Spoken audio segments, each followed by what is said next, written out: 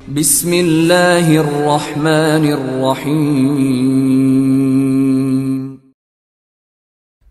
رنگین کہکشاں، مصنف ایم اے راحت۔ ایپیسوڈ 12۔ ہم دونوں کو دیکھتے ہوئے اس عورت نے کہا، چلیے دکھائیے، اور ہم دونوں ایک دوسرے کی صورت دیکھنے لگے۔ کیا مطلب؟ آپ لے کر تو آئے ہیں نا؟ کیا؟ حسن فیروز نے سوال کیا۔ آپ کے ان بیگز میں کیا ہے؟ خاتون نے مشتبہ نگاہوں سے ہمیں دیکھتے ہوئے کہا۔ ہمارے کپڑے ہیں، شیو کا سامان ہے، ضرورت کی دوسری چیزیں ہیں، حسن فیروز نے کہا۔ کیا مطلب؟ خاتون چیخ کر بولی۔ جی ہاں، تم لوگ کپڑے بیچنے والے نہیں لگتے۔ ارے توبہ توبہ، ہم نے آج تک اپنا ضمیر نہیں بیچا، کپڑے کیا بیچیں گے؟ مزاح کرنے تشریف لائے ہیں آپ لوگ؟ آخر آپ ہیں کون؟ رانا اختیار خلجی کے مہمان ہیں، میں نے کہا۔ تو یہاں کیوں آئے ہیں؟ اس لیے کہ رانا صاحب آؤٹ آف اسٹیشن ہیں۔ میں پوچھ رہی ہوں یہاں کیوں آئے ہیں؟ اس لیے کہ فاروق احمد صاحب بھی آؤٹ آف گیٹ ہیں، حسن فیروز نے سہمی ہوئی آواز میں کہا، اور خاتون ہمیں حیرت سے دیکھنے لگیں۔ پھر ان کے چہرے پر نرمی پھیل گئی اور آہستہ سے بولیں، مجھے افسوس ہے، اصل میں غلطی میری ملازمہ سے ہوئی ہے۔ کچھ دکانداروں سے میرا رابطہ ہے، ٹیلی فون پر گفتگو ہوتی رہتی ہے۔ انہوں نے کہا کہ باہر سے کچھ کپڑا آیا ہوا ہے، زنانہ کپڑا، خاص جاپانی۔ میں نے کہا کہ لے کر آ جائیں، عموماً ان سے کپڑا خریدتی رہتی ہوں۔ میں سمجھی کہ آپ لوگ وہی ہیں۔ اللہ کی مار ہو ہم پر، اب اپنے چہروں سے کپڑا بیچنے والے لگنے لگے ہیں۔ اصل میں یہ سب محترمہ ہمارے دادا جان کا قصور ہے۔ نہیں، خیر چہروں کی بات آپ چھوڑیے، آپ بڑے دلکش لوگ ہیں، بلکہ میں تو حیران ہو رہی تھی کہ کپڑا بیچنے والے بھی ایسی صاف ستھری شخصیتیں رکھتے ہیں۔ جی؟ حسن فیروز نے حیرت سے آنکھیں پھاڑ کر کہا۔ جی ہاں، واقعی مجھے غلط فہمی ہوئی۔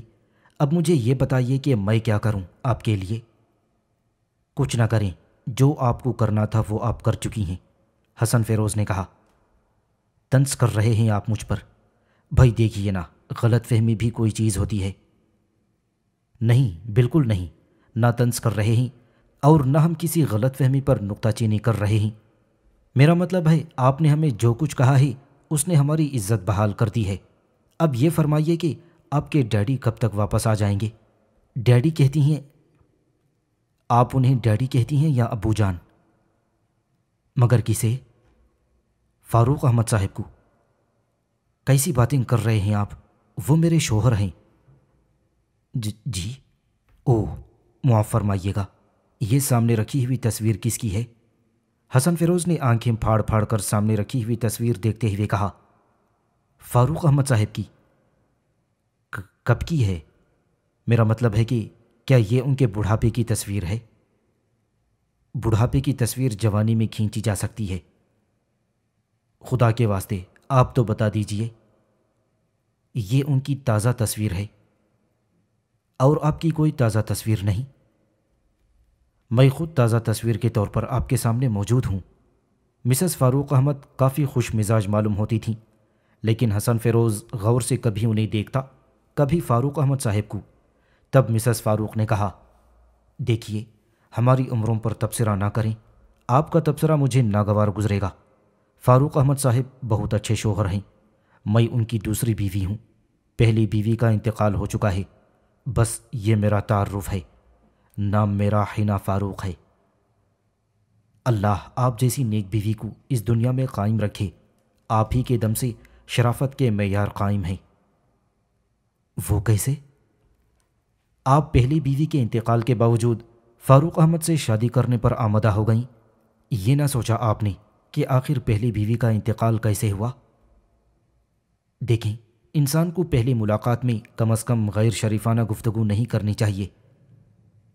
ٹھیک ہے، یہ باتیں میں دوسری ملاقات کے لیے رکھ چھوڑتا ہوں۔ ٹھیک ہے، یہ باتیں میں دوسری ملاقات کے لیے رکھ دیتا ہوں۔ کیا پینا پسند کریں گے آپ؟ زہر کے علاوہ جو بھی مل جائے، حسن فیروز نے کہا۔ اور خاتون اپنی جگہ سے اٹھ کر اندر چلی گئیں۔ میں نے حسن فیروز کو دیکھا اور کہا، حسن، ڈانٹو گی ڈانٹو گی، میں جانتا ہوں کہ تم مجھے پھر ڈانٹو گی۔ دیکھو، کسی جگہ آنے کے بعد پہلے وہاں کے ماحول کا جائزہ لیا جاتا ہے۔ ہو سکتا ہے یہ لوگ ہماری خوش مزاجی کے محتمل نہ ہو سکیں۔ ایسی صورت میں تم یہ بتاؤ کہ کرنل صاحب کو جواب دہی کون کرے گا؟ وہ تو تم کرو گے۔ میں کیوں کروں گا؟ میں نے کہا، اس لیے کہ میں اچھی طرح جانتا ہوں کہ مجھے بلا وجہ اختیارات دے کر بھیجا گیا ہے۔ سارے اختیارات تو تمہیں حاصل ہیں۔ نہیں پیارے بھائی، نہیں میری جان، اب تم دیکھو نا، سوچے سمجھے بغیر تم نے اس لڑکی سے اپنی واقفیت کا اظہار کر دیا۔ تم اسے لڑکی کہہ رہے ہو نا، اور ذرا اس شاہ فاروق کو تو دیکھو۔ شاہ فاروق؟ میرا مطلب ہے فاروق احمد۔ کیا یہ مصر کا شاہ فاروق نہیں لگ رہا؟ کھسٹ کہیں کا، اتنی خوبصورت لڑکی سے شادی کر لی۔ یار خدا کے لیے، خدا کے لیے۔ ابے کیا خدا کے لیے؟ یہ لڑکیاں بھی اندھی ہوتی ہیں شاید، اور ان محترمہ کو دیکھو، خوشی کا اظہار کر رہی ہیں بڑے میاں کے ساتھ شادی کر کے۔ تجھے خدا کا واسطہ یار، خاموش رہ جا۔ دیکھ، کوئی آ رہا ہے۔ میں نے تنگ آ کر اس سے کہا تھا۔ پھر وہی ملازمہ کمرے میں داخل ہوئی تھی، ہاتھوں میں ٹرے پکڑی ہوئی تھی جس میں غالباً کسی مشروب کا جگ اور گلاس رکھے ہوئے تھے۔ ٹرے سامنے رکھ کر وہ خاموشی سے واپس چلی گئی۔ ویسے میں نے اس کی آنکھوں میں ناگواری کے تاثرات دیکھے تھے۔ ممکن ہے اندر کوئی ایسی بات ہوئی ہو۔ کچھ لمحے اسی طرح گزر گئے۔ پھر حسن فیروز نے کہا، میں تو شربت پی رہا ہوں۔ وہ اپنی جگہ سے اٹھا اور جگ سے شربت کے دونوں گلاس بھرے، ایک میرے سامنے رکھا، دوسرا خود لے کر بیٹھ گیا۔ اس کے بعد ہمارے پاس کوئی نہیں آیا تھا اور ہم خاموشی سے مشروب کے چھوٹے چھوٹے گھونٹ لیتے رہے۔ کافی دیر اسی طرح گزر گئی۔ پھر حسن فیروز نے کہا، کچھ عجیب محسوس نہیں ہو رہا؟ میرا خیال ہے واپس چلیں اور ہوٹل ہی میں قیام کریں گے۔ بلکہ چنار پور تو دیکھ ہی لیا ہے اچھی طرح، اب اپنے گھر چلتے ہیں۔ جناب قبلہ ڈاکٹر یس سے کہیں گے کہ کوئی کام نہیں بنا۔ چنار پور میں شربت کے ایک گلاس کے علاوہ وہاں اور کوئی پذیرائی نہیں ہوئی ہماری۔ انتظار کر لینا چاہیے۔ ظاہر ہے ان لوگوں کو ابھی یہ تو پتہ نہیں ہے کہ ہم کون ہیں اور کہاں سے آئے ہیں۔ میں نے کہا، میں تو پہلے ہی مرحلے پر دل برداشتہ ہو گیا ہوں۔ مگر کیوں؟ یار ذرا غور کرو، وہ کتنی نو عمر ہے، اور پھر یہ بڑے میاں، دیکھ دیکھ کر غصہ آ رہا ہے۔ اس پر میں نے کوئی جواب نہیں دیا۔ جانتا تھا کہ حسن فیروز اس طرح کی باتیں کرنے کا عادی ہے اور اسے اس سلسلے میں خاموش رہنا بے حد مشکل ہوگا۔ آخرکار انتظار کی گھڑیاں ختم ہوئیں۔ ہم نے فاروق احمد کو ایک لمحے میں پہچان لیا۔ شخصیت پر وقار تھی، آنکھوں سے شریف آدمی معلوم ہوتا تھا۔ اندر آیا تو ہم دونوں احتراماً کھڑے ہو گئے۔ میں نے اس سے کہا، میرا نام گل مراد ہے اور یہ حسن فیروز ہیں۔ جی فرمائیے، مجھے آپ کے آنے کی اطلاع ملی تھی، تشریف رکھیں آپ لوگ، فاروق احمد نے کہا، اور میں نے حسن فیروز کو اشارہ کیا۔ حسن فیروز نے وہ لفافہ نکال کر فاروق احمد کی طرف بڑھاتے ہوئے کہا، یہ آپ کے لیے ہے سر۔ کرنل ہمایون نے یہ کہا تھا کہ اگر رانا اختیار خلجی سے فوری طور پر ملاقات نہ ہو پائی تو لفافہ فاروق احمد کو دے دینا۔ اوہو، کرنل ہمایون صاحب، آپ ان کے پاس سے تشریف لائے ہیں؟ جی ہاں۔ انتہائی معذرت خواہ ہوں، بلکہ شرمندہ ہوں کہ صورتحال کا علم نہیں ہو سکا تھا۔ کرنل صاحب تو بہت بڑی شخصیت ہیں، آپ براہ کرم۔ کیا کریں؟ حسن فیروز یہاں بھی باز نہ رہ سکا۔ نہیں، میرا مطلب ہے کہ آپ کو اس دوران کوئی تکلیف تو نہیں ہوئی؟ بس تھوڑی سی تکلیف میرے سر میں رہتی ہے، باقی اللہ کا شکر ہے۔ البتہ ایک بات آپ سے پوچھنا چاہتا ہوں، حسن فیروز نے کہا، اور میں سٹ پٹا گیا۔ میں نے التجا آمیز نگاہوں سے اسے دیکھا تو اس کی آنکھوں میں کچھ نرمی نظر آنے لگی۔ پھر وہ بولا، خیر ابھی تو آپ سے تعارف بھی نہیں ہوا ہے۔ اگر ہم یہ تصویر نہ دیکھ لیتے اور یہ نامعلوم ہو جاتا کہ تصویر آپ کی ہے تو آپ کو پہچان بھی نہ پاتے۔ بہرحال دیکھیے، اصل میں رانا صاحب تو شہر سے باہر گئے ہیں، ہو سکتا ہے رات کو کسی وقت واپس آ جائیں، ہو سکتا ہے واپسی میں انہیں 2-3 دن لگ جائیں۔ مجھے اس بات کا علم ہے کہ آپ یہاں تشریف لا رہے تھے۔ آپ کے قیام کا بندوبست تو اندرونی کوٹھی میں ہی ہوگا۔ بہرحال آپ ہمارے معزز مہمان ہیں۔ چونکہ آپ کی آمد کے وقت کا کوئی تعین نہیں تھا، اس لیے رانا صاحب آپ کے منتظر ہونے کے باوجود اپنے ایک کام سے چلے گئے تھے۔ آپ ہمارے لیے جو کچھ بھی کرنا چاہیں کر لیجئے۔ رانا اختیار سے ملاقات کے بعد ہی ہم واپس جائیں گے، حسن فیروز نے کہا، اور فاروق احمد نے گردن خم کر دی۔ پھر وہ بولا، بس تھوڑا سا وقت آپ مجھے دیجئے، ابھی حاضر ہوتا ہوں، اور کوئی شے درکار ہو تو بتا دیں۔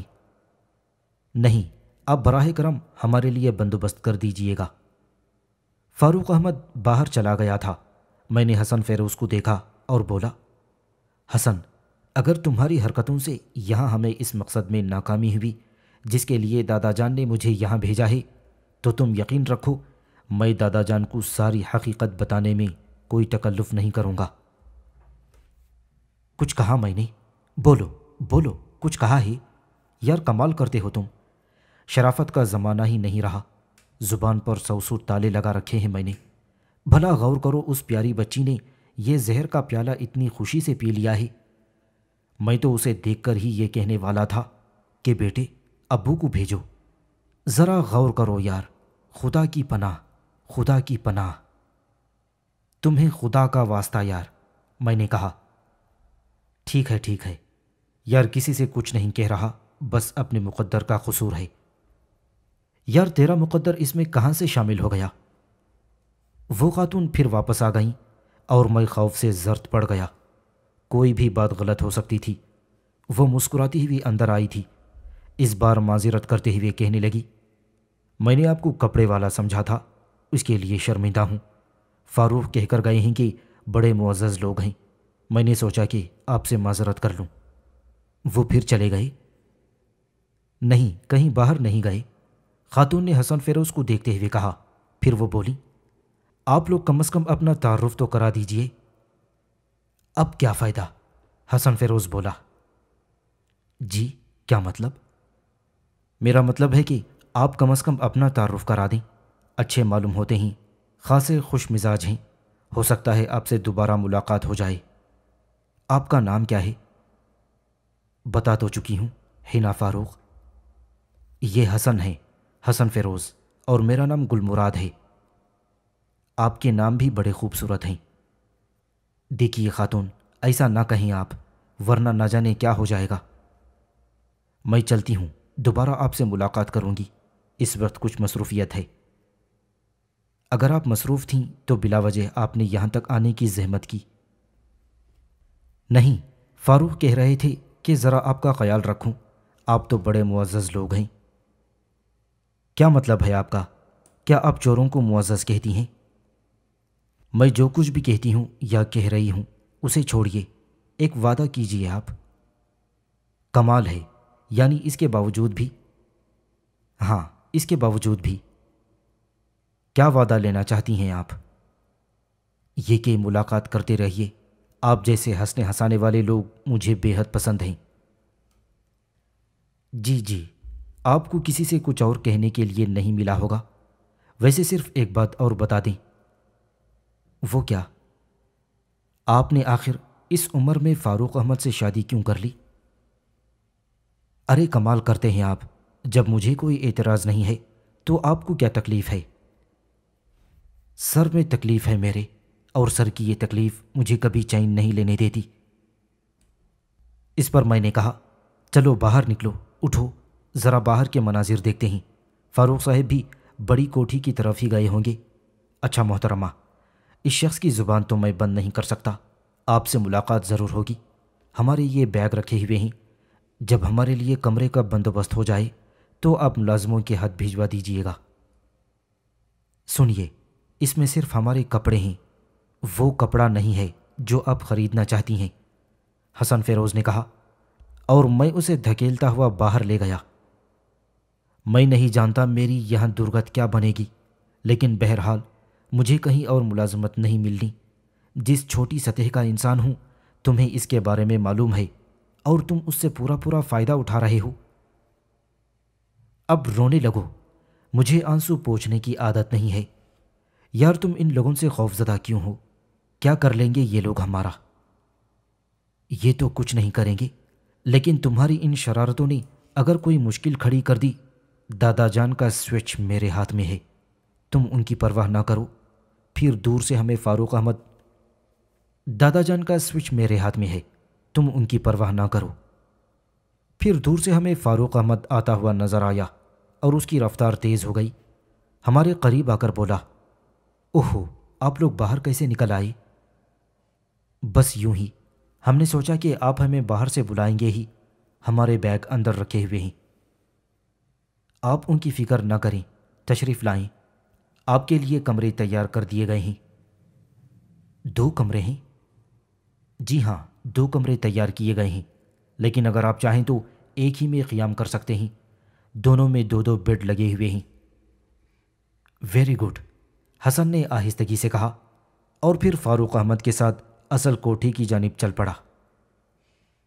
فاروق احمد موڑا بھی نہیں تھا کہ بہت عمدہ لباس میں ملبوس ایک عمر رسیدہ شخص اندر داخل ہو گیا، اور فاروق نے میری اور حسن فیروز کی جانب اشارہ کرتے ہوئے کہا، رانا صاحب کے معزز مہمان، ان کی تمام تر ذمہ داری تم پر عائد ہوتی ہے رمضان۔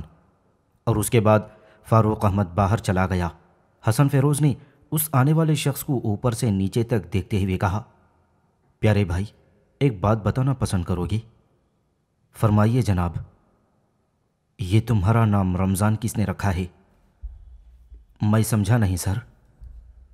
اچھے خاصے شریف آدمی لگتے ہو چہرے سے۔ نام تو بہت بڑا ہے جناب، اس نے مسکراتے ہوئے کہا، اسی لیے تو حیران ہوں کہ اتنا بڑا نام تم جیسے شخص کو کیوں رکھ دیا گیا۔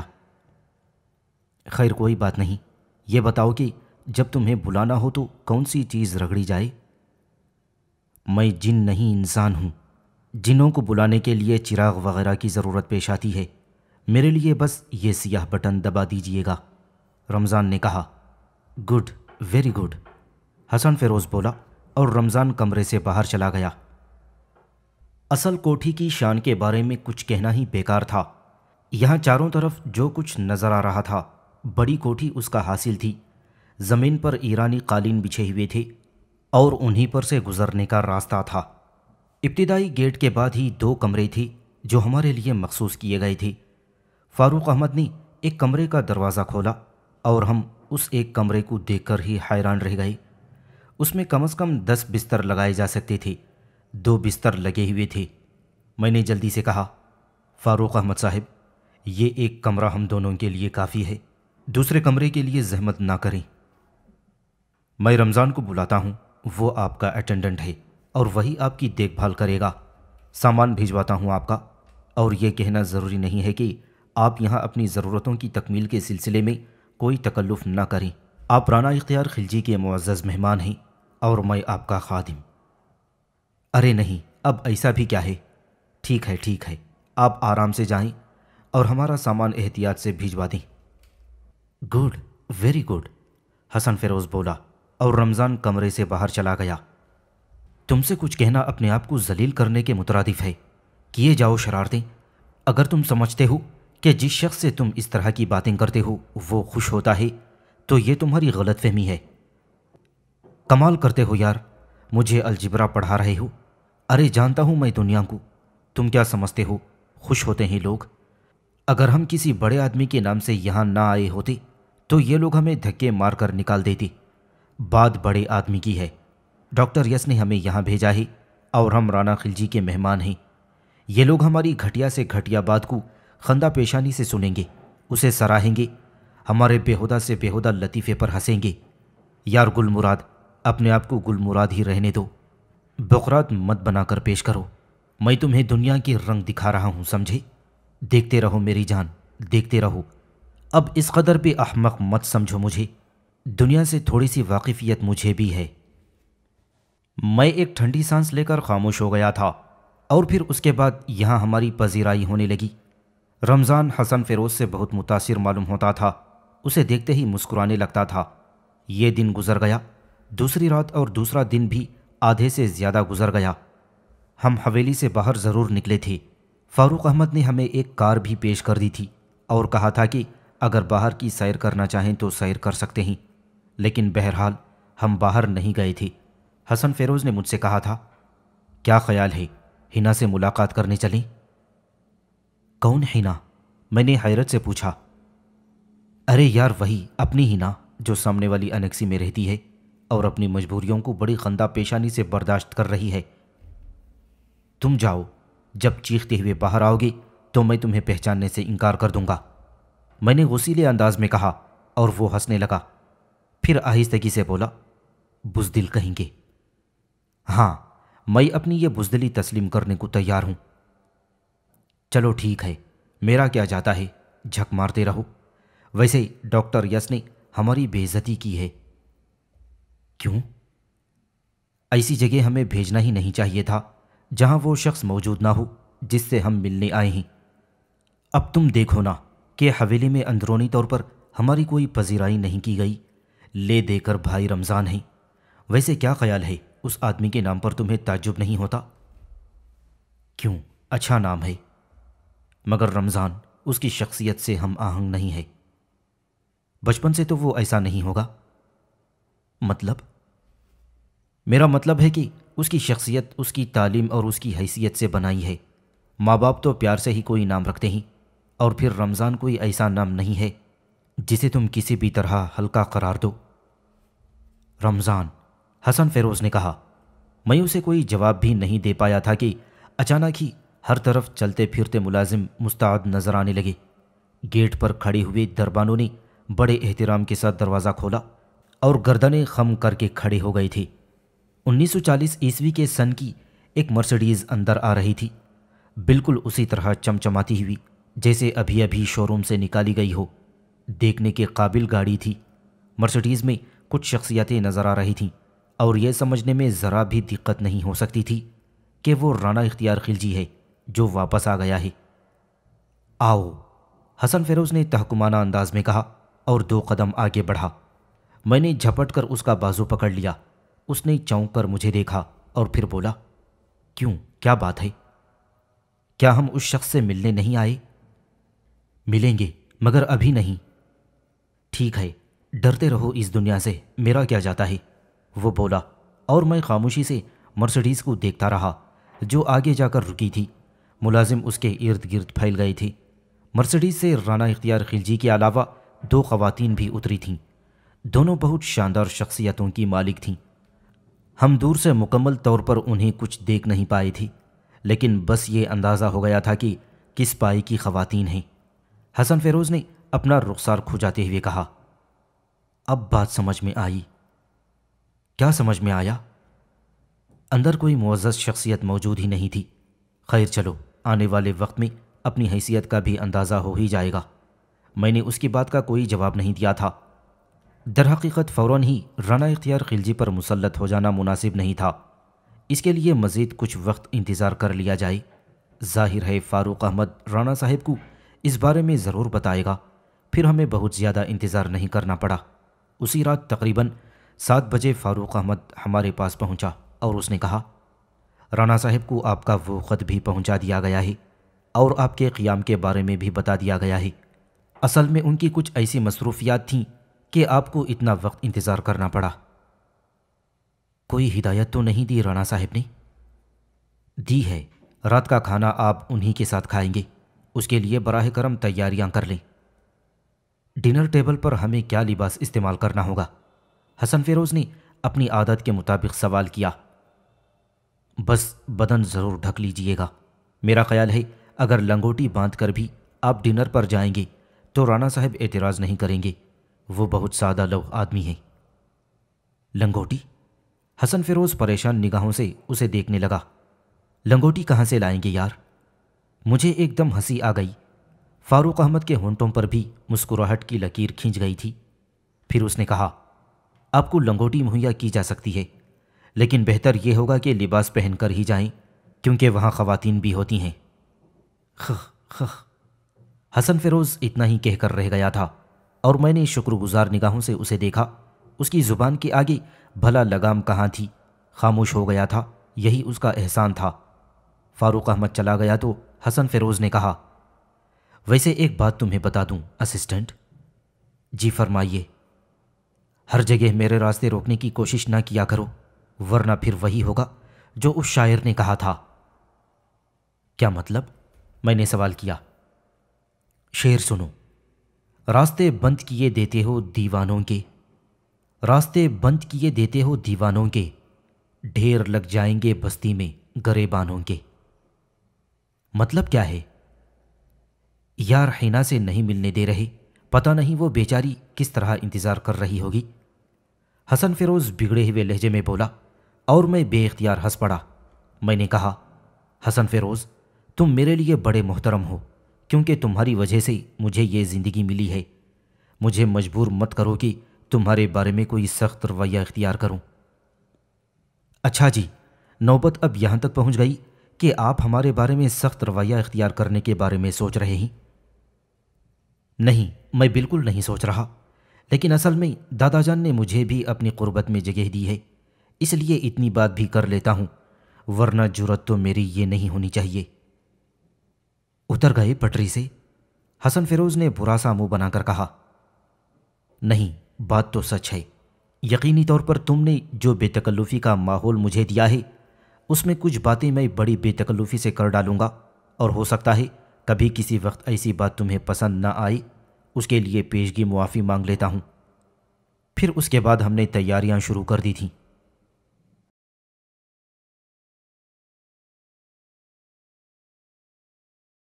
سامعین سے گزارش کی جاتی ہے کہ ہمارے سارے چینلز ایلیکونٹ ادب ایکسٹراس، سوارڈ آف حق چینل اور اتحاد الانصار چینل میں جن آڈیو بکس اور سیریز کو مکمل کیا جا چکا ہے، ان سب کا مطالعہ ہمارے پلے لسٹ سیکشن سے کریں، اور ان آڈیو بکس اور سیریز کو آپ اپنے دوست و احباب میں شیئر کرتے رہیں، اور ہمارے سوشل میڈیا پلیٹ فارمز کے لنکس ڈسکرپشن میں دیے گئے ہیں۔ ہمیں سبسکرائب اور فالو ضرور کریں۔ جزاک اللہ۔